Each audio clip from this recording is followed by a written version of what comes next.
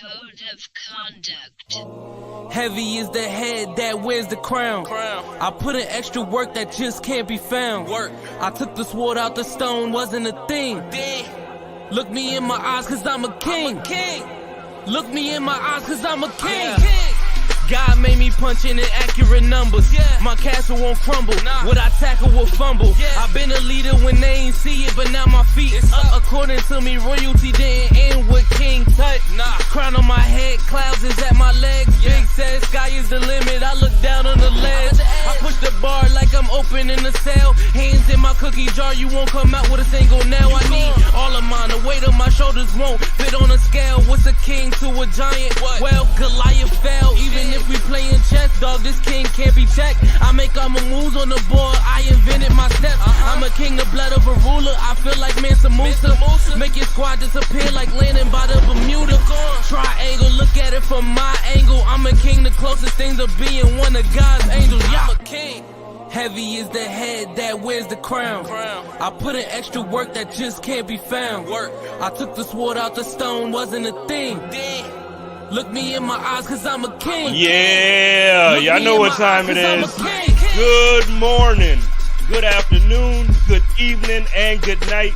This is the Code of Conduct with the King podcast. I am your host, JSpenceTheKing, and y'all are listening to this on the Buffalo Rumblings Vidcast Network presented by Picasso Pizza. Treat yourself to the most flavorful pizza on game day, Picasso's. We are Buffalo Pizza, shipping local and nationwide. Order online at picassopizza.net.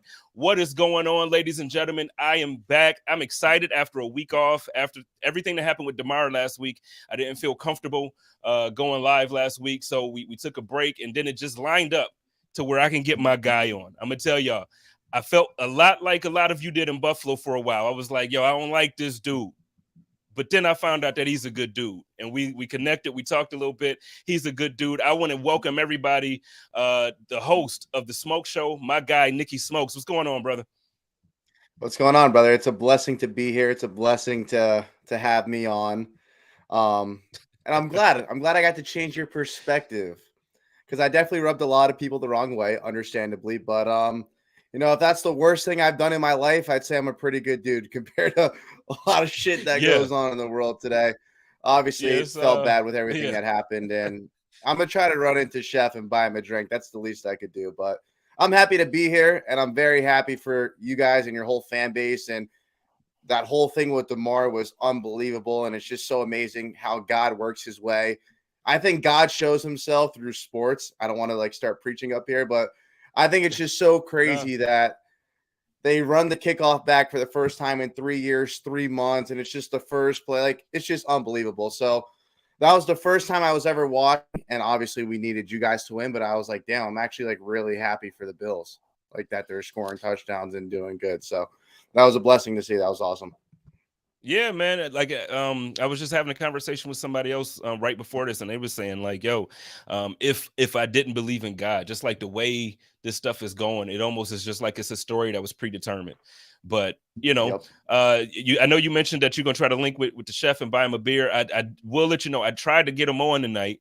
He had some other he has something else going on, another engagement that he couldn't jump on, but he you'll be able to find him. You'll be able to find him Sunday. So it's going to be all good, man. When do you get in?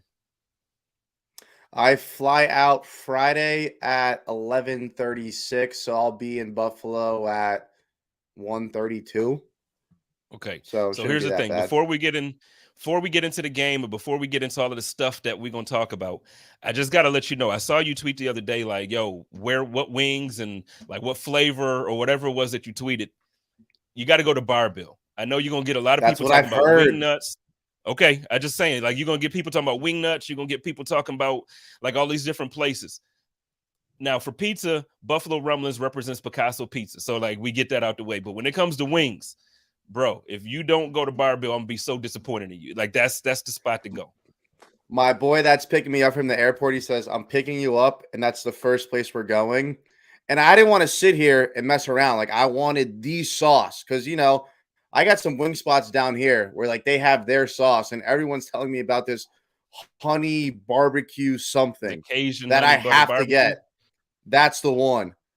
So it better be fire, and that blue cheese better smack, because if the blue cheese is janky, I'm gonna have a problem. Now, see, here's the thing. So, like, when people in Buffalo are like, "It's blue cheese, it's not ranch." Like, so the blue cheese in Buffalo is completely different than anywhere else. So, like, now I live in Phoenix. The blue cheese is not the same. Like, you get that chunky stuff that they use in salads. It is not the same. This is like a real sweet. When you taste it, you'll understand.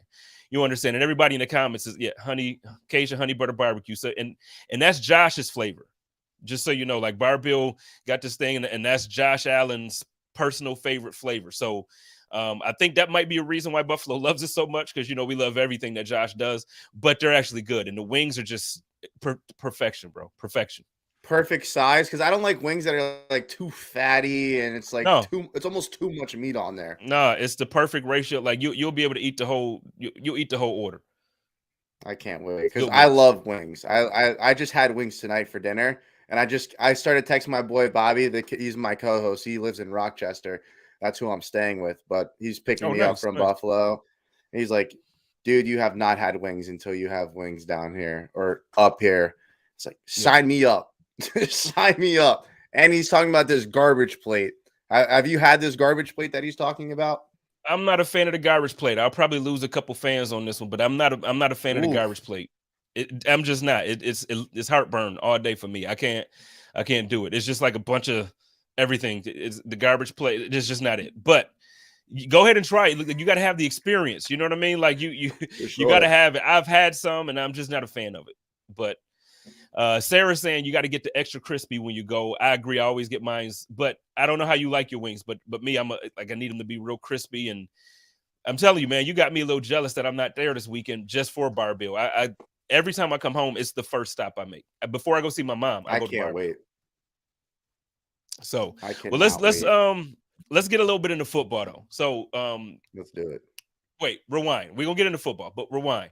So you earlier in the season, your team, man, it was fun in a way because the rivalry is back. It's like we actually can talk crap and both sides have something to stand on, and it's like, yo, we all good, we good. At one point of the season, you guys were 8-3. We were 8-3. Like it was the same type of year, and you went on a 5-game losing streak. What did that do? Like, what did that do for the fan base's psyche? Like how before this past weekend, I felt like not many Dolphins fans went into that weekend with actual hope to make the playoffs. I wanted to go in my bathtub and drop a toaster in there and just end it. Like that was one of the worst experiences I've had. And I've seen this team win one game. I've seen this team constantly lose games that you have to win to get in the playoffs. If we didn't make the playoffs with the roster and team and the way we started, that would have been like the biggest letdown of all time. Because you can't just have a roster with Tyreek Hill, Jalen Waddle, Teron Armstead. You got guys like Javon Holland, Christian Wilkins, JP. You go out there, you get Bradley Chubb. You can't have all this talent on your team and not make the playoffs. And that 5-game losing streak was just absolutely humiliating. Like I absolutely hated it. And there's nothing you could say because the Niners game happened and I gave it a pass. I really did give it a pass. I said, look, it's one bad game. We're still 8-4. And then the Chargers game happened. And I'm looking at myself, and I called us the fraud fits. I said, I have no idea what's going on. Like, Tua doesn't even look like Tua, blah, blah, blah. But then we went to Buffalo, a game where we were up 8 points in the snow, in the freezing cold. We were up 8 points in the fourth quarter. And that was the most confidence I've ever gained in the Dolphins in a loss in my life. I was like, yo, like losing, like the Bills having to go down the field in the last drive of the game at home to beat us in the blizzard, in the freezing cold. I thought we were good after that. And then the Packers game, we looked great in the first half, and then Tua gets concussed, throws 3 interceptions, and the rest is history. And then you go out there, lose to the Patriots. But it's tough, man. We got a young head coach, 38 years old, Mike McDaniel. He's got his flaws. He's also got his strengths. But to be honest, the stuff that he's had to deal with, and I know you guys have dealt with a ton of injuries as well, but you guys haven't ever dealt with your starting quarterback going out, and then your backup's supposed to start, and then your backup has never finished the game, and then you have to finish the game with your third string quarterback. So it's a tough thing to climb over. You know, Tua's not close to Josh Allen, but just imagine how many of those games that you guys probably would have dropped had Case Keenum had to start, and then whoever the hell Case Keenum's backup is had to come in and finish the game. I don't even know who your third string quarterback is. So it's tough. Losing those 5 games is brutal, but we're here. We got in the dance. It's an ugly way to get in, but you're in, and that's all you could ask for. Okay, so now getting into this game. You know, you beat the Jets to get in. It was a hard game to watch. I'm not gonna hold you, bro. It was like, you know, 11-6, and then really it was 9-6, and then at the end of the game, it just, you know, 11-6. How confident? Because earlier in the season, obviously, yeah, when the season starts and you got to it, you're at full strength, and we still haven't heard yet. I think they expect clarity tomorrow, if Tua is going to be able to play or not this weekend. But you know, it's different at the beginning of the season when you have that confidence. And even like you mentioned a few weeks ago, when you guys came to Buffalo in December, it was like, okay, we got the team now. Let's go head to head again. We beat you guys the first time. So there was some confidence there. I just don't even know how to ask the question, but like, how confident are you coming into this weekend? Armstead's probably out, right? He is out. No, he's going to play. He's going to play. You have to just shoot him up with drugs and send him out there. Like, it's all or nothing. You lose this game, you got 9 months to recover. Yeah. Like we made you the highest paid tackle in the league. Like, you can't play this damn playoff game. What the hell we pay you for? I don't know. Obviously, I care about player safety. This is like the fan in me talking. Like, please, I hear you. We have a chance to win. But it's an excellent question, and I think the only way to answer it is by having 2 answers. Now, the first answer is, if Skylar Thompson or Teddy Bridgewater is the starting quarterback for the Miami Dolphins on Sunday, I am probably flying out to witness a blowout. I don't think the Miami Dolphins have a shot in hell in Buffalo in the playoffs with DeMar probably in attendance for the game. That whole place is going to be off its freaking rocker, as it should be. And none of those quarterbacks are built to win that game. They're not. I watched Skylar Thompson play yesterday. He reads slower than a freaking first grader. I don't know. Like, he can't read a defense. He can't process. He's terrible. He's got a noodle arm. He stinks. Teddy Bridgewater's got no dog, no fight in him. Either of those guys play, I'm telling everyone right now, the Miami Dolphins have a 0% chance of winning unless Josh Allen decides to retire at halftime. That's the only way the Dolphins can win with Skylar Thompson or Teddy Bridgewater.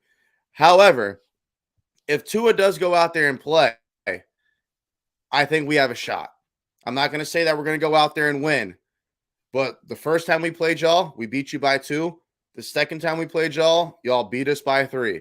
So to think there's no reason for me to go out there and think we're going to get blown out with our starting quarterback. I'm sorry to cut you off. You're my guest, so I'm being very rude by cutting you off mid-question. But listen, can we be honest about something about that first game? We lost. Y'all won. I actually was down there for that game. This is why I'm able to ask this question with honesty. Sure. Bro, y'all got to be honest. I'm not saying that home field advantage is home field advantage. It says something when it's 16 guys in your injury report, and then your entire starting line, like your offensive line, is out. Your star wide receiver has 2 IVs in his arm and his full body cramping throughout halftime and stuff. Like, welcome to Miami. Can we just be honest? Well, you guys didn't have to deal with that. Y'all was in the shade. It was a little, y'all were throwing snowballs at us in the end zone. We're getting pumped with snowballs. Snowballs. Bro, it's like 15 degrees out. Oh, come on, we're gonna kill you with snowballs. You got to go in the locker room for IVs because of snowballs. Like, well, I'm just saying, hey, our home field advantage is you're gonna get scorched on the sideline, and your home field advantage is we're gonna go out there and freeze our ass off for 4 quarters. Now, listen, hear me out. Look, I get what you're saying. Stephon Diggs, he had IVs in his arm. Yes, you had guys injured. Of course, we're both dealing with injuries. And to be honest, I thought the Bills were the better team in the first game, but I also believe the Dolphins were the better team in the second game. And here's where you guys are at, because I know this for a fact, because trust me, I got tons of Bills Mafia followers on Twitter. Love y'all, by the way. Some of y'all hate me. That's cool. You can't please everyone. I've learned that in this game. It's all love. But when you have a quarterback like Josh Allen, right, the only injury you care about is if he's playing or not. Because if Josh is playing, y'all believe you have a chance to win. Am I lying or no? If Josh is on the field, it does not matter who is in, who is out. If 17 is on the field, you guys believe you should win that game. Point blank, period. Correct? Every time. And I thought you guys were a much better team than us in that first game. You controlled time of possession, but at the end of the day, our defense made enough plays and held that superstar quarterback Josh Allen, and Stephon Diggs still played. I mean, I know you had some banged up offensive linemen. Both of your safeties were out. But at the end of the day, like, McDermott's system is fantastic. You guys have great depth on defense. So it's not like you guys had a lack of talent. You just didn't have the star power that you wanted to have, but your depth was still good.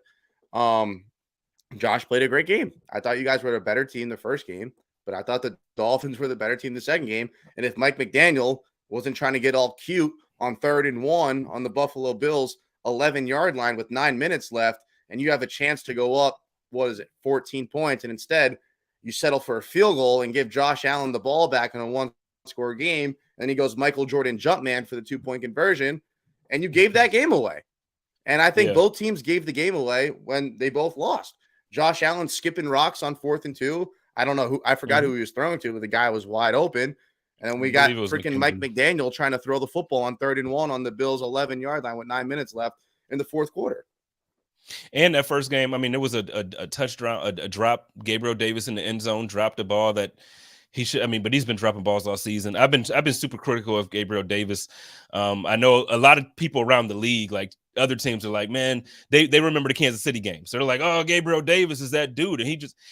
You watch him every week, and you realize he averages 3 receptions a game. You realize that he's just not the dude that we were promised, I guess. So in the past, you were talking about he skipped it kind of to McKenzie, and even him, we were expecting him to kind of come in and replace Cole Beasley this year.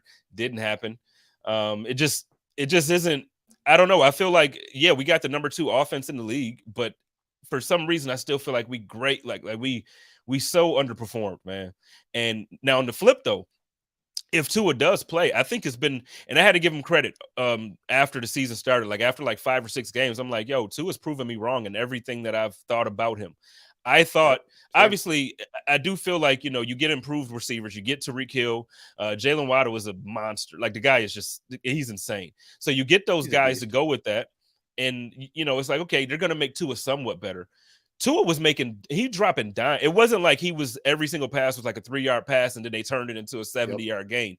He was dropping dimes. And so I got to give him some credit. I just still don't think, so this is not the Bills fan of me coming out. This is like me just actually really talking about top to bottom the teams. I just don't think, kind of like our first year, we lost to the Texans when we made the playoffs with Josh Allen.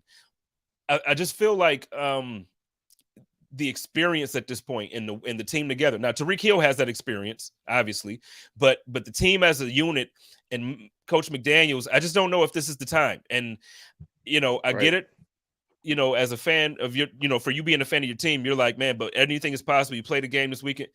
I just don't see it being a good outcome for you guys. And that's not the fans. Like, we could talk our crap in a minute, but this is just me being like really honest about it. I know you just went through your whole thing about your confidence and if Tua plays, let's just say Tua's going to play.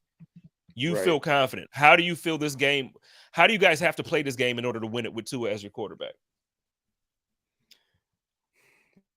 I'd say I'm more confident. I wouldn't say like if Tua's playing, like it's a guaranteed thing that the Dolphins are going to win. Like, it's a big task, and I think you made a great point. There's a lot of inexperience and a lot of coaching decisions that might factor into this as well. But if you want to beat the Buffalo Bills, you know what you have to do. You got to control the time of possession and just keep Josh Allen off the field. Because even when we play you guys well, it still seems like Josh has 4 touchdowns, 350 yards, and then he's running around for 150 yards, and then no one can tackle him because he's a 6'6" beast, absolute menace, and you just have no answer for him. So it's honestly better when the Bills are sitting there with a 12-minute touchdown drive, and then we go out there and we reciprocate it. We got to control time of possession, slow it down, and you have to steal points. I think our defensive coordinator said before the last game when we played you is Josh is going to give you 1 or 2 chances to have that turnover, and you got to capitalize on it. Last time it went off Javon Holland's hand, and then I think we had a strip sack fumble where we had that opportunity to put the game away, and we ended up settling for 3 points. going up 8, and then Josh Allen does what Josh Allen does.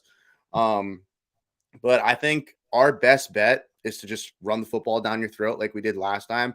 I think that was the most dominant Dolphins run performance I've seen in Buffalo since we beat you guys the last time we beat you there, which was like 2016. But it sounds basic. It sounds generic, but that's what you have to do. You got to run the football on this team and keep Josh Allen off the field. And when those opportunities come for where you can create that turnover, you got to make it happen, because that's it. Because Josh is going to put up 20. Like, at minimum, the Bills are scoring 20 points.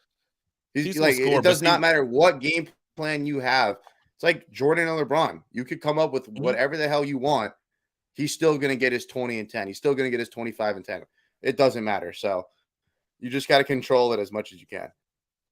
But see, so I agree with your point. You got to run the ball. You got to control the clock. But the thing is, so the last time we played you guys, I feel like outside of that, like, what was it, like a 68 or 70-yard run or whatever it was in that first half, the Bills typically this season are a good run defense. Like, we're like 4th in the league with run defense.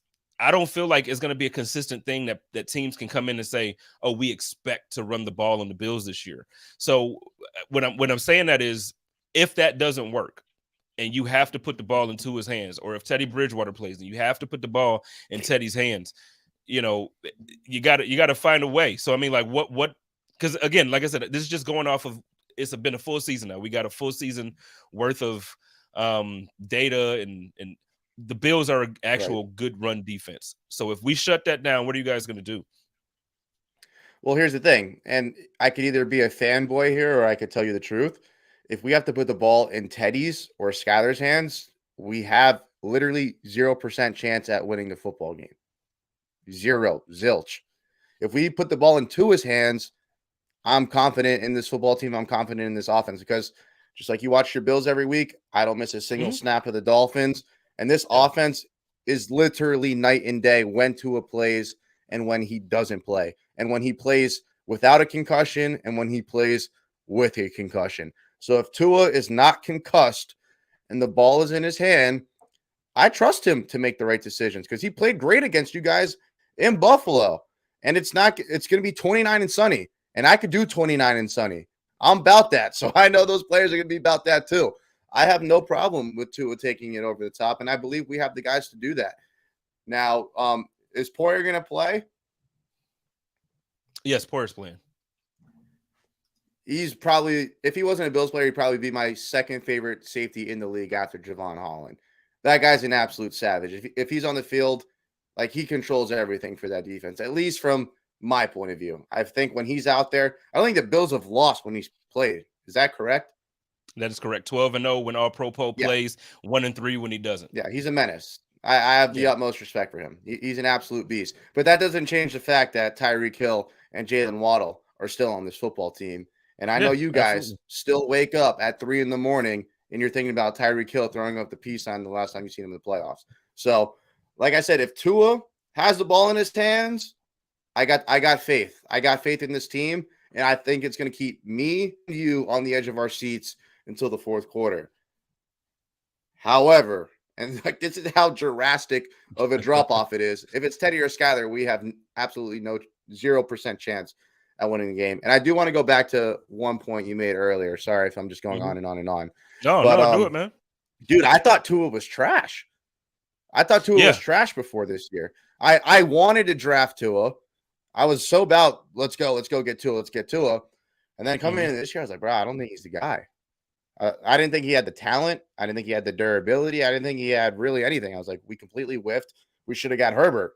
But this year, when he played, I was like, yo, he's got talent. Now, he ain't Josh Allen. He's not Patrick Mahomes.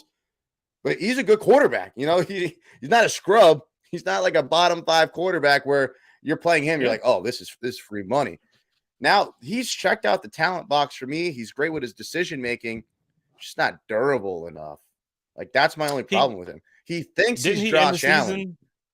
Well, but wait, didn't he end the season with like the highest QB rating, or it was one of those metrics that he had, like, he topped out? Yes. So third in QBR, first in passer rating. He's got the same amount of touchdowns as Justin Herbert, and he's played 5 less games. So his numbers are ridiculous. If he played those 5 more games, he'd probably have like 35, 36 touchdowns. So Yeah. he was on pace for an MVP season. At one point, it was who's going to win MVP between him and Patrick Mahomes until he got concussed again. Yeah.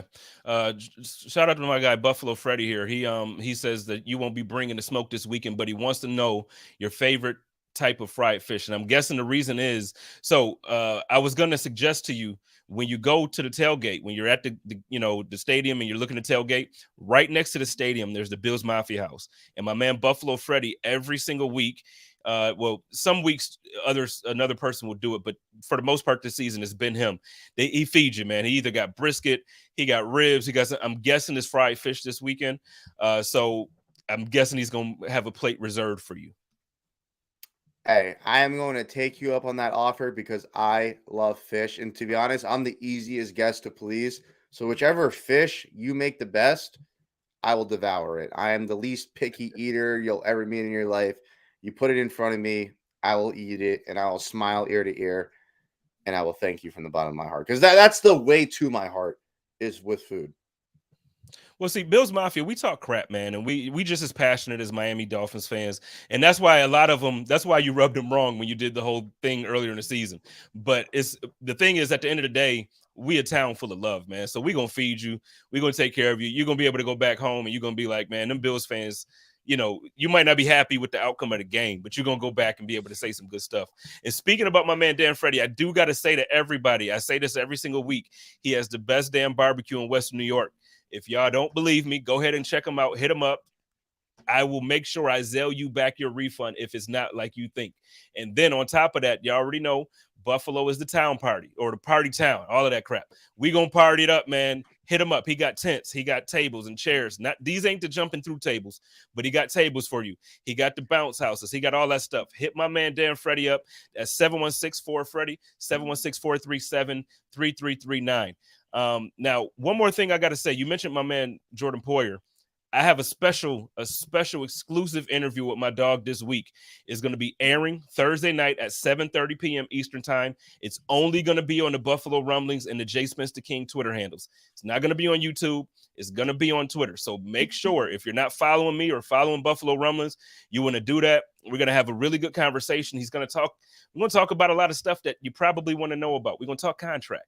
I'm telling you, he said he's going to let me know some things. So y'all want to make sure y'all there. Y'all want to listen to it. It's going to be an exclusive interview before the playoffs. So now let's get back to this, though. Let's get back to you. So now on the flip side, we just asked about Tua. We asked about your offense. What does your defense have to do? I know you just mentioned like Josh is going to he's going to put up 20 points. But other than your offense controlling the clock, what is it that you feel like you guys have to do on defense to make this thing go your way? Pray. Pray. I don't know. Pray. I mean, I know like statistically, like Josh Allen's amazing against the blitz, but I feel like that's where the Dolphins individually have had their most success against Josh Allen. I think when we played you the first time, we sacked him 4 or 5 times. And that's the second most he's ever been sacked, except the one time you guys lost to the Jets. So anytime we've got after Josh Allen, we've been able to hold him. I mean, not really hold him in check, but it's enabled us to make enough turnover-worthy plays where we could capitalize on those opportunities and generate some extra points because we're going to have to steal points. Now, Stephon Diggs versus Xavier Howard. I mean, X just got absolutely fry cooked by Garrett Wilson last week. So that's always going to be a good matchup, though, X and Diggs. Am I really worried about Gabe Davis and Cole Beasley?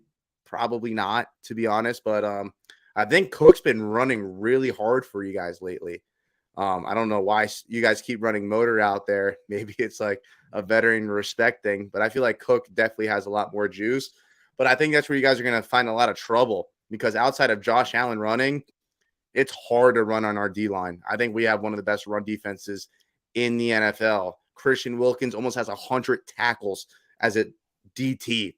That's almost unheard of. Zach Sealer, you guys are going to know who he is. You guys know who JP is. Bradley Chubb, he doesn't have the sacks, but he gets the pressure on the quarterback, and he's been great on the run. So I think it's going to be really, really hard for you guys to run the football. And at the end of the day, man, I feel like it's the same story every single week for every single team that plays the Buffalo Bills. How do you limit Josh Allen? He's just that good. I think him and Mahomes are clearly 1A and 1B. And it's like Josh is a bigger threat for us because of his ability to run. And our defense just, frankly, they suck at stopping running quarterbacks. So it's the same thing every single week we play you guys. How do you stop Josh Allen? That's it. If you could find a way to control him, like if Josh Allen throws less than 3 touchdowns, the Dolphins have a great chance at winning that game. If Josh Allen throws 2 touchdowns, the Dolphins have a great chance at winning the game. I feel like most teams probably say if we can hold Josh Allen to 2 touchdowns, then we got a great shot. But I tell you what, I mean, you're right with everything you just said there. But for me as a Bills fan, and I'm sure everybody in the comments or most people in the comments will agree when I say this, it's surreal watching this guy. And I know as a Dolphins fan, you probably can relate because Hate it. Before this year, before Tua looked like this, right? It's still like, man, when are we going to get the guy? When can we? And for years in Buffalo, man, we went through Jeff Toole, we went through, like JP Lossman, went through EJ Manuel. We went through, went through this. Shout out to my dog Tyrod. He was the first quarterback to lead us to the playoffs in 17 years. So I respect him and I love him, but he wasn't Josh. You know what I mean? And it's like now Sunday, I'm sure you guys watched the game and like the throw to John Brown and then the throw to Diggs on the side. It's like these guys, he makes this thing routinely. Like he just flicks it and it's just down there, man. And I'm telling you, it's just surreal to watch, man. So I'm sorry for you guys, man. It is. Yeah, it sucks. It's terrible. It's really annoying. Because the worst part is, I mean, you guys know firsthand, like it sucked dealing with Tom Brady. I don't think you guys ever beat Tom Brady, or it was something crazy where like he literally whooped all of our ass, but at least we were able to beat him. You guys really never really beat Brady. But we had to deal with him, and it's like, oh, Brady's gone finally. And at the time, it was like Josh Allen was still overthrowing at every single pass that he ever threw. Because remember, Josh did not look that great his first 2 years. I remember playing, I was like, this guy ain't accurate enough. He ain't going to work out. And then year 3, here comes Josh Allen. He just looks like a beast. So it just sucks. As a Dolphins fan, you go from Tom Brady, who's the greatest quarterback of all time with 7 Super Bowl champions, and it's like, oh, yeah, well, he's gone. And now you have this 6'5" absolute menace, more athletic, bigger arm. And it's like you just can't get a break. And it's like, why the hell did he get drafted to the Bills? Like, why couldn't you just do what you were supposed to do and draft Josh Rosen? That's what you guys wanted. Bills Mafia all wanted Josh Rosen. You guys wanted him. I remember seeing it. You guys were praying for freaking Josh Rosen, and the Lord and Savior put this freaking beast of a quarterback and just dropped him right in your lap. Right in your freaking lap. I wanted Lamar because I was so Lamar. Even still, that's an MVP quarterback. Yeah, because I mean, for me, the way I was thinking about it back then, like we had Tyrod, and I'm not comparing the guys, but Tyrod was he was a mobile guy, who could run and make defenses miss. I'm like, we need that, and then you get Lamar some good weapons. I still think if the Ravens were to get Lamar some real wide receivers, it would probably be really scary for the league. Like I feel like they do him so dirty up there, man. But no, you're right. Josh fell into our laps, and the thing about the Bills, man, the front office up here, they love like these players that have the intangibles but maybe not fully developed, and they love to like let these guys sit for a year or develop for a year or two and then just like let them like just unleash them. People, man, I've been a big supporter of Tremaine Edmonds this whole time, and everybody's like, even in Buffalo, they're dogging Tremaine, and I'm like, look, I'm telling y'all, this dude is like that. And he's now all of a sudden this year everybody's seeing it and they're like, oh, we need to re-sign this guy, we don't want to let him go. It's like, oh, but this is how they draft, man. The Bills, they draft like that. But yeah, go back. I'm sorry. Go ahead and back to your point about Josh Rosen and all of that. I'm just saying, like, it's like the most. Well, I don't even want to call it the most Bills Mafia thing ever, but it's just, I'd say it's the most cursed Miami Dolphins thing ever. You guys were supposed to draft this absolute bust of a quarterback, and then instead of us playing Tom Brady twice a year, now you got to play Josh Allen twice a year. It's just ridiculous. And now, again, your front office likes to draft projects, we like to draft cripples. Like we were like, oh, okay. Tua's got a broken hip. Herbert's 6'6" and can wrist throw the ball 62 yards. Let's take the broken hip guy. And then it's just like every single year you're just drafting guys with injuries, and the only one that's worked out is freaking Jalen Waddle. But like we just love drafting injured guys, and it makes absolutely no sense to me. So, and it's not a knock on Tua. Now, look, I think Tua's good. I think he's a guy that could get you to a certain spot. But do I think he's a Josh Allen? Like, absolutely not. Like, he's not even close. Well, and that's what sucks. I want to give you a chance to, because I agree with you on how I view Tua. Like what we just had the conversation and we just said what we said. We have a comment here that I want to give you an opportunity to respond to. My guy Steve Lynn says Tua is in the class of the Buffalo Bills drought quarterbacks. I don't know why people can't see that. Bad ball placement, first read spot thrower. What are Dolphins fans not seeing? He's a bad quarterback. What do you say to that? Well, I say look at the 3rd and 23 bomb that he dropped in between your two safeties against to Jalen Waddle the first time we played you. And then look at the 2 dimes that he dropped in Buffalo on the road. And then when you go ahead and look up passer rating, you're going to see that he's 3rd. I mean, in QBR. And then when you look at passer rating, you're going to see that he's 1st. And does he have his flaws? Yes. I think his biggest flaw is that he's fragile. That's it. But his ball placement is great.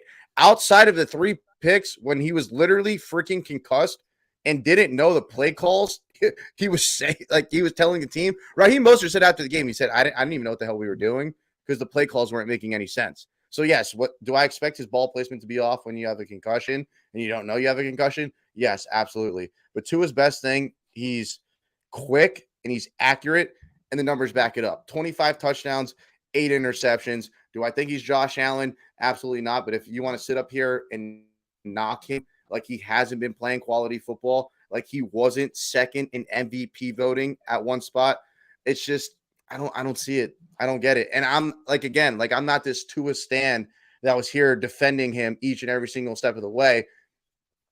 He proved me wrong, at least from a talent-wise perspective. Now, that doesn't change the fact that he was 0-4 in December. Like, I still have a bone to pick with him there. But I don't think he's this talentless quarterback that is just an absolute bum. I don't see that. Well, I tell you, my man Bruce Nolan would say to you that wins and losses are not a quarterback stat. I know they get them, but it wasn't just to. I see. I would disagree with you on that because I feel like this. For instance, there have been games, and I can go back to the 13 seconds, right? Like that's you just talked about it earlier when Tyreek Hill was doing the peace sign on the way to the end zone, right?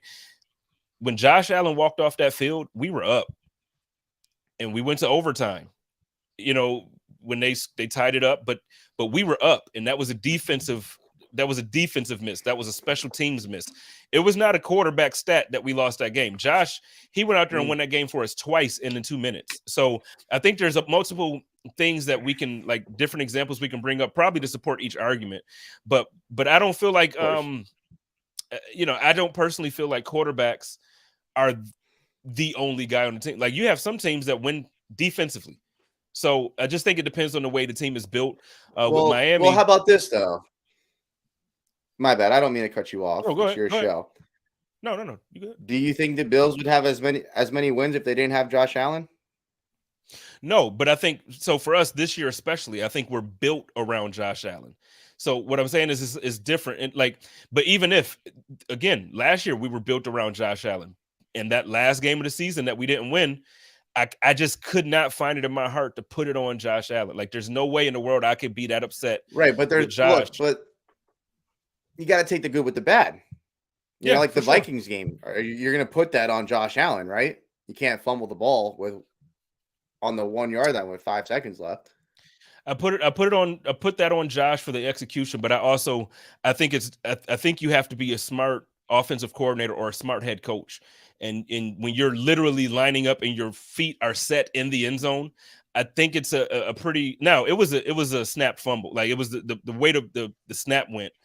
Well, the Jets game too, when he played like shit. He played like shit, but then he also. My point is, look, like there's going to be games where he doesn't show up. It's very few. It's very rare. Yeah, but at the same time, the reason why the Bills have been so good the last couple of years is because of one person, and that man, his name is Josh Allen. You take him off See, this that's where we team, disagree. your defense is That's probably where we your dis- strength. And that's what I'm saying. That's where we disagree. I feel like we've had a number 1 defense, a number 4 defense, a number 2 defense in that stretch as well. So like, there's been times when the offense hasn't been like this. Yeah, Josh came on like 3 years ago, and the Buffalo Bills still made the playoffs. So I just think it's the way the team is built. But it's okay. I mean, like you could, like I said, you can make the argument on both sides that it's a quarterback stat or it's not. There's another question here that I absolutely wanted to get to. My man Scott wants to know, man, what is going on with Mike Gesicki? I don't know how you say his name. But we all in Buffalo thought he was a promising tight end, man. He used to destroy us. Like when you had Ryan Fitzpatrick that year, and man, he was just, I hated to see Mike Gesicki on the field. What is going on with him? They're not using him the right way. Yeah, it's just a Mike McDaniel system thing. He needs his tight ends to block, and unfortunately, Mike Gesicki's just not a blocker. That's why he's not on the field a lot. Even when we put him out there to throw the ball, it's like, well, am I going to throw it to Mike Gesicki or am I going to try to throw it to Tyreek Hill or Jalen Waddle? I think I would go with Tyreek Hill or Jalen Waddle 9 times out of 10. But obviously, Gesicki, he's great over the middle of the field and in the red zone. But as I said before, I mean, it's kind of weird because us Dolphin fans, we saw this coming too. Like, this isn't a surprise to many of us. The second we signed Mike McDaniel, a lot of people that, they invest their time and, they watch their film, this and that.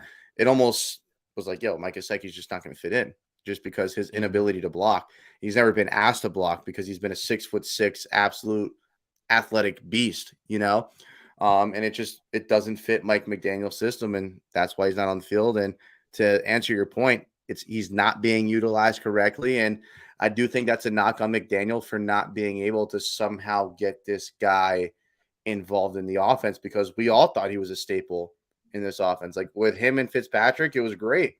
Like he was like the number 1 target. And since McDaniel came in, it hasn't been the same. Man, it's now I like McDaniels. I think he's a good motivator. I saw his post-game speech and it's a little awkward. I guess I thought he would be a better communicator in those moments. But overall throughout the season, leading up to the season, what you saw after the games most times, I like him. I think he's funny. I think he's charismatic. I think guys are going to play hard for him.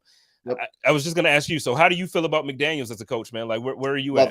Love him. Absolutely love him. Growing pains. Love him. This is the most fun I've ever had watching a Dolphins team, at least offensively. I think the play designs are flawless.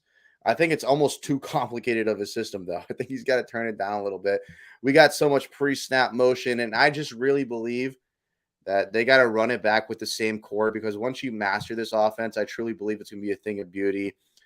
Even now, late in the season, we're still not getting out of the huddle on time, or just coming out in the wrong formation because it's so complex. Like you watch the Dolphins play, you got Tyreek Hill like this. It's like you're watching a tennis match. He's just running back and forth 24/7.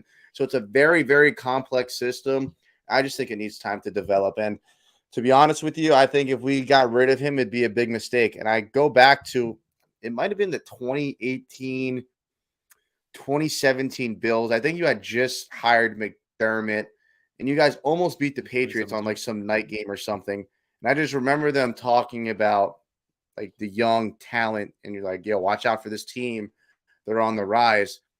I think this year's Dolphins is that same Bills team. Like they're right there on the cusp. They're just missing like that next thing to get them to that level, because we have a great young core. Like Javon Holland, he is going to be a top safety in this league. Brandon Jones, who tore his ACL against the Pittsburgh Steelers, he was having one of the best years that he's ever had. Byron Jones completely sold on us. I hope he gets arrested for treason. But Xavier Howard, we found Kader Kahu. Nick Needham tore his ACL. So, I mean, we got punt team gunners playing cornerback right now. And I'm not trying to use injuries. I'm just explaining like the context of the situation of, I just think this team needs another year under McDaniel. And I really think we'll start to reap the rewards, because there's a lot of things as a 38-year-old head coach, you just don't have the experience. You don't have the wisdom. It's like when you start a brand new job, you might go in there and you might kick ass for a couple of days, but then boom, you're going to start seeing a couple curveballs that you haven't seen before. And then you got to learn how to adapt, ask questions, and find out the solution to figure out the new problems and, brick walls that you've ran into. And I just think rushing McDaniel and trying to find an instant gratification cure is just going to be the worst thing that could happen for the Dolphins. So I love McDaniel. I think they're just a team away. I think they're a year or two away. All right, I got two more. We'll let the question. We got a few minutes still in here, so I'll let the questions fly, man. My man Lamont here, my man L, big Renaissance man. My dog says if Mozart can't go, how much confident do you have in Jeff Wilson Jr.? Jeff Wilson's a dog. I love him. Yeah, He just doesn't have that breakaway speed though, like Raheem Mostert. So I'm not afraid. Like I love me, Jeff Wilson, 3rd and 1, 3rd and 2. Like give him the rock, let him put his shoulder down and make some moves. I'm about that. I do think it's going to hurt not having Raheem because when you're playing Buffalo, like you need those sporadic 65-yard runs, 70-yard runs, or catch out of the backfield. And Raheem Mostert, he's got that Lamborghini speed where Jeff Wilson's more of a power back. So I have no issue with him toting the rock all game long, but I do think we're going to miss that, that Lamborghini speed takeoff from Raheem Mostert. But I like Jeff. I got confidence in Jeff to get the job done. My comments, man, you got people agreeing with you over me, talking about the Bills, the quarterback stat and all that stuff is not. And I'm like, look, first of all, somebody just asked me about the Dolphins game, and they said without Josh last week, without 3 amazing TDs from Josh, we lose that game. The defense was non-existent. Then I can say, well, without Naheem Hines, 2 touchdowns, we lose that game. Without the defense, 3 interceptions, we lose that game. You can literally say that in every phase of the game. Like I know the Patriots, they put up some points, but I mean, come on, man, y'all gotta be fair. Hear me out. When you look up Josh Allen career stats, you know what it's going to say? His record, touchdowns, interceptions. When you look up Jordan Poyer's career stats, you're not going to see that record because your quarterback is the most important player on your team. Your quarterback, 9 times out of 10, is the biggest reflection on your team's success. The Buffalo Bills, even with their great defenses, were never close to as good as they are now with Josh Allen. If you took Tom Brady off the Patriots the last 20 years, there is no chance in hell they would be as successful as they've been. If you were to take Aaron Rodgers off the Green Bay Packers, there's no way they would be as successful as they've been. So the quarterback position has the strongest correlation with how successful that team's going to be. And just like a starting pitcher in baseball, that's why they have the record, because the ball is in their hand the most and they have the biggest outcome on that game. Now, there's times where it's going to go both ways, but 9 times out of 10, it's all about the quarterback. I tell you what, this is what we'll do, because after we still got, hopefully, both of us hope our teams are playing for a few more weeks. So one of us will, one of us won't. But hopefully, so after the Super Bowl, when the offseason hits, I'll link with you and I'll plan a show between you and Bruce, because I feel like Bruce is so much better at explaining this argument than I am. So what we'll do is we'll have a show where I'll kind of host the both of you and have that conversation about whether wins are or are not a quarterback stat. I agree with you that quarterback is the most important position on the team. I 100% agree. If you don't have that guy, your team probably won't be good. That's the statement that we both can agree on. However, I think that there's several factors. Like for instance, we talked about that Minnesota game. Cam Lewis got to knock that ball down, man. Like, when Justin Jefferson caught that ball, it was because Cam Lewis was going for the interception and it knock the ball down. We win that game, literally. But then you could also say, like, why is Josh Allen forcing that in the red zone? Well, we say that all year, like not even that game. Games we win. Like we won this last game, and I'm like, Josh, you got 2 extra downs. Why the hell are you throwing? And then red zone turnover. He's Superman. Like, that is. He knows he's Superman, so he's like, you know what? Damn it, I'm gonna just do it. Steph out there somewhere, and it's like, come on, dog. Sometimes it pays off. Like when we played you guys at halftime. Like most quarterbacks are not supposed to do that. Like he ran out the whole clock, and if that was incomplete, you would have lost points. And everyone's like, "Screw Josh Allen, you're an idiot." But then he throws this absolute piss missile across his body, and it just hits the guy right in the chest, and it's like, oh, annoying as all hell. It was annoying. It was nerve-wracking. I was at that game, and I'm just like, Josh, what are you doing? What are you doing? What are you? No, yes! Like it was like the perfect. Exactly. Okay, my homegirl Tiffany's in here tonight. She says, "Smoke, next year." There's been talk, obviously, for the past few seasons, and then especially now, Tom Brady's leaving Tampa Bay. Like it's almost all but. I would absolutely love to see Tom Brady here. It sounds gross just saying it, but here's why I think it's going to happen. One, our owner, Stephen Ross, 82 years old. He's looking at the clock right now. He says, yeah, my shit's ticking. And the only thing he wants to do is win a ring before he dies. You already got caught tampering with Tom Brady. You lost a first-round pick for tampering with him, and he never even took a snap for you. So the least he could do is come here and play, and it's like, okay, at least we didn't give our first-round pick for nothing. But if I was an 82-year-old owner, and the only thing I want is one Super Bowl ring before I die, there's only one person who knows how to win those things. Tom Brady. He's got 7 of them. If you want a ring and you need at least someone for 1 year, and it's like, screw it, we're gonna mic this thing up and we're gonna run it for 1 year like the Rams did and hope it pays off, I could see Stephen Ross doing it. And I wouldn't mind it. I got my ass whooped by him for 20 years, lost a first-round pick over him for last year. The least he could do is come in and try to give us a Super Bowl and then go to the front office. And then I think it'd be good for Tua. I think it would. Sit there, learn from him, don't get concussed, and figure it out. So you honestly would think that it would be good for Tua to sit behind. Like, you think an NFL quarterback is going to would it be being good a starter? for him? Probably not. I don't know. I mean, just, he would definitely feel some type of way if, like, we signed. Yeah, I don't see it. Like, I just couldn't see him coming back the year after. Like, all right, guys, I'm back as your starter after. I don't see it. But there was I don't want to keep talking about this quarterback wins thing, but somebody threw in there, what about San Fran going with 3 different quarterbacks and still tops the NFC? Again, there's some on both sides of it that you can kind of have your argument look better. But then you could go, what about the Dolphins losing 5 straight without their quarterback? Well, they lost 4. That's what I'm saying. You can pick and choose examples all the time. No, I'm just saying they lost 4 with Tua. No, but I mean, it was 4 with Tua. You can't say 5 without. 2, 3. Yeah, it was like 3.5. Yeah.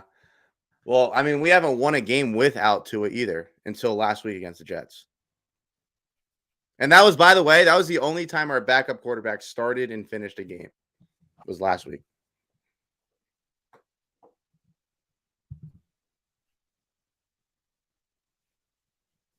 I can't hear you. What the hell? Oh no, it's me. Can you hear me? I can hear you now. Can you hear me now? Yeah. No, it's me. I got to get a new XLR cord. I've been putting this off. I got to go tomorrow. I'm going to get an XLR cord. Time is now. So, yeah, it's time. This is the time. So, but look, we're gonna get on out of here. There have been some comments in here that's been asking for your show info when you go live. I've been watching, you know what I mean? I don't comment every time I watch, but I do jump in there and I listen because I feel like you have some good insight on your team. So let everybody know when you go live and what content you have coming up this week so everybody can kind of be plugged in from the Miami Dolphins perspective. Absolutely. So, one, you guys have to check out The Smoke Show. Just go on YouTube, type in The Smoke Show. Boom. It'll be the first thing that pops up. Please smash that like button. We're so close to 5K. And I know we're enemies, but we could be frenemies. Just hit that subscribe button. And we go live every Monday, Wednesday, and Friday from 5 to 6 p.m. So it's going to be tough Friday because obviously I'm going to be in Buffalo. But I'm going to be at Bar Bill.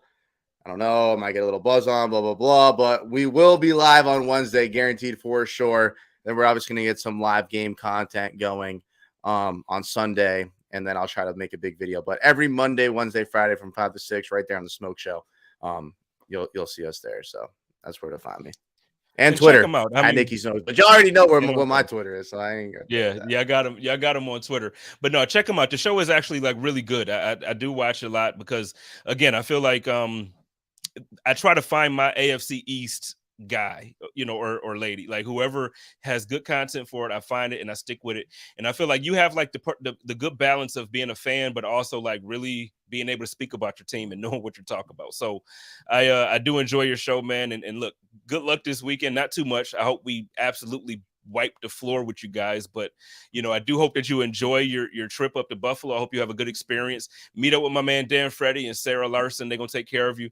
And I think I saw Tracy's gonna be there. She says she knows you, so I hope you guys can link and Tracy's my dog. I got a lot of love for Tracy. So hopefully you enjoy your time this weekend, man, and like I said, like really enjoy. It's gonna be a fun time. Like even if you don't win, I just want to say, like, enjoy the fact that you made, like, you guys haven't been in the playoffs in forever.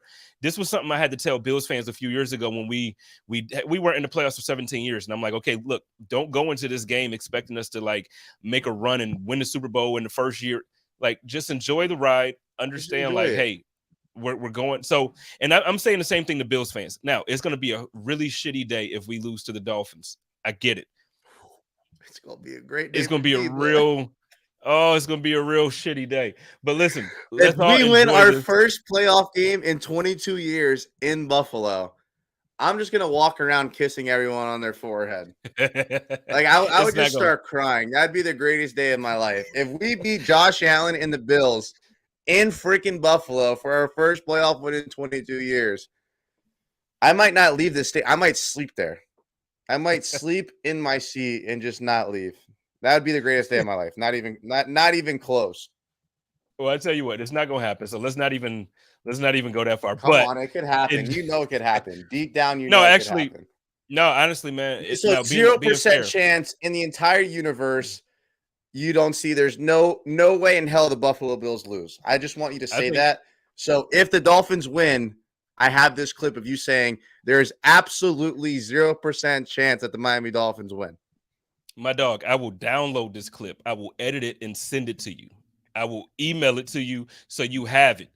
Look, there is 0%. I don't care if it's Tua, Dan Marino, Jesus Christ himself. It is not happening in Orchard Park this weekend against the Buffalo Bills. When Josh Allen goes into the playoff, did you see what happened to the Patriots last year in the Super Wildcard weekend? Yeah, that's what you can look forward to, my dude. I'm just like, honestly, that is what you can look forward to. It's going to be a game that you're not going to enjoy, but you're going to enjoy the experience. That's why I was saying, go to the tailgate, enjoy the tailgate, make some Buffalo friends. So, but look, we'll get on out of here. You want to rebuttal that real quick before I end it? I don't want to end it like that. No, but I do want to see one thing before we close out. I just want to see how cocky everyone is right now. So chat, do me a favor and drop your score prediction in the chat. I just want to see how confident Bills Mafia is going into this game. That's all I want. Well, my man Dan Freddie, Buffalo Freddie is always so he has the Bills winning, but he's always a little less generous to how he feels the team will do as far as like points scored or how the margin of victory will be. So Dan Freddie says 31-24. My man Daryl Fletcher, Daryl Dome says 31-17. I'm going a little bit closer to that. I'm about 31-14. That was the prediction that I had. My man Scott says Bills by $1 billion. Yes, sir. You already know how it is. Come on, keep them coming real quick, and then we're gonna get on out of here. Sarah says 31-20 Buffalo. Ooh. It's 47-7. Like that will be the score if Skylar Thompson or Teddy starts. But if Tua starts, I think the Dolphins would probably still lose like 30-27. It's going to be a miracle for the Fins to win. Like, if I'm not being a Homer Baser fan, I don't think we're going to win the game. But doesn't mean we can't. Dan also says without Tua 34-14. Tiffany says 34-17. Brian Bauer says 34. So I feel like everybody's thinking it's going to be 30-35 points around there, and then the Dolphins about 20 points. Basically the score we saw this past weekend with the Patriots. So, yeah, I mean, again, I think it's going to be a good game. It's playoff football. Go in there, enjoy it. Everybody drink responsibly this weekend. Don't do anything crazy. Throw my dog Nicky through a table. That's what we need to happen. I'm a coordinator. Dude, I'm dying to get through a table. I'm dying to do it. So someone hit me up and set up a table for me. I am fiending to jump through a table. Hey, Dan, let me know if we can get one of those set up at the Mafia house, and then I need somebody to record it for me. We're going to make that happen. But ladies and gentlemen, y'all know how I do it. It's the Code of Conduct over here for the Buffalo Rumblings Vidcast and Podcast Network. Y'all love each other. Take care of each other and live in peace. And as always, stay positive, test negative, go Bills. Code of Conduct.